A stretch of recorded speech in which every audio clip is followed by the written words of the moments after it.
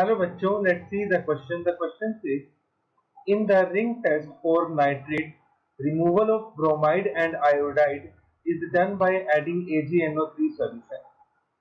तो हमें ये बताना है कि जब हम ब्राउन रिंग टेस्ट करते हैं तो उसमें ब्रोमाइड और आयोडाइड को रिमूव करने के लिए क्या हम AgNO3 का यूज करते हैं।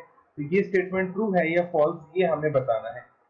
तो first of all we will write down the key concept.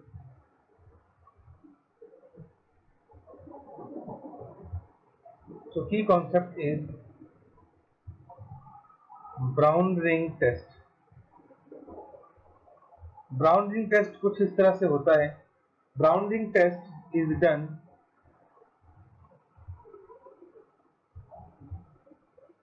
for the presence to detect the presence of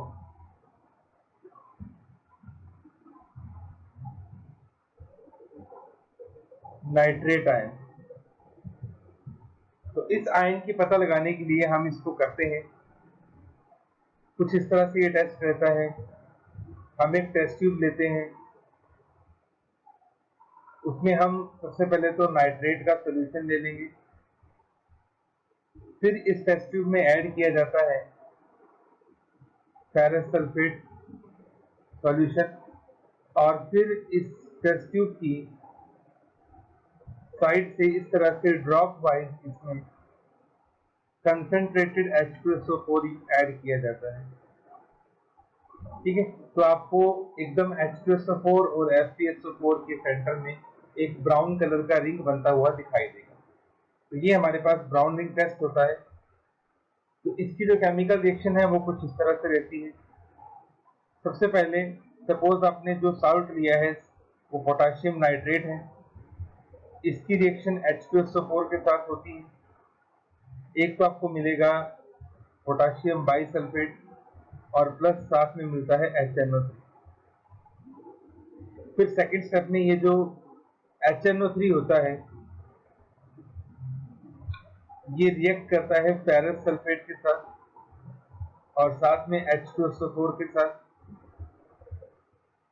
तो यहाँ पे हमारे पास बनता है फेरस जो है वो फेरिक में कन्वर्ट होता है, Fe2SO4 thrice plus water,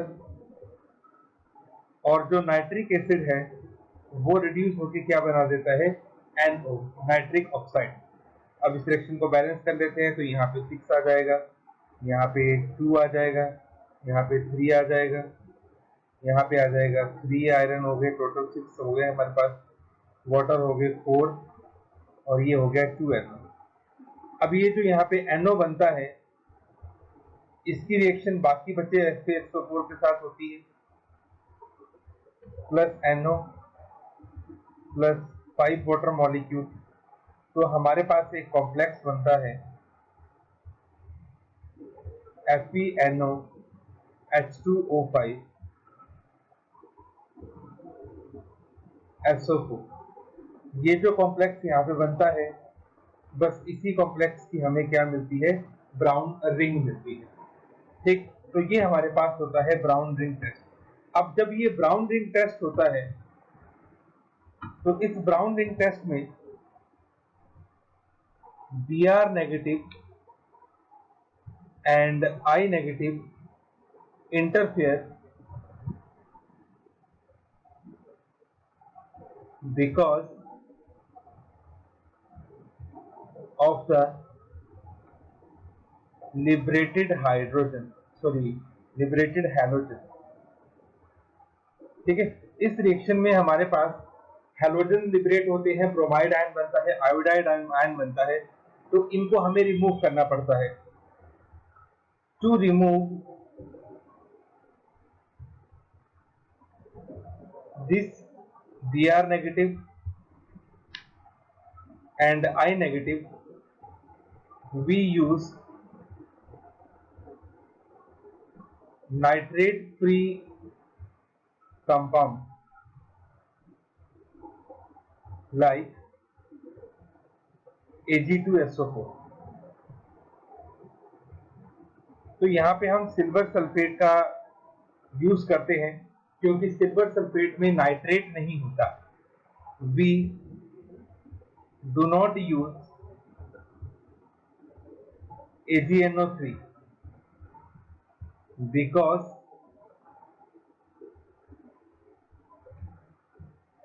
it contains nitrate ion which interfere in the reaction।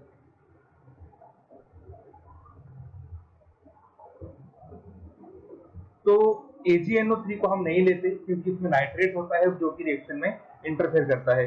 हमें कोई ऐसा कंपाउंड लेना होता है जिसमें नाइट्रेट ना हो, इसलिए हम Ag2SO4 को यूज करते हैं ब्रोमाइड और आयोडाइड को लिबरेट करने के लिए। AgBr और AgI बनता है जिससे ये लिबरेट हो जाते हैं, तो रिमूव हो जाते हैं। ठीक है, तो AgNO3 को यहाँ पे हम नहीं लेते हैं। तो जो स्टेटमेंट आपको दी गई है वो स्टेटमेंट कैसी है? फॉल्स है, गलत स्टेटमेंट है।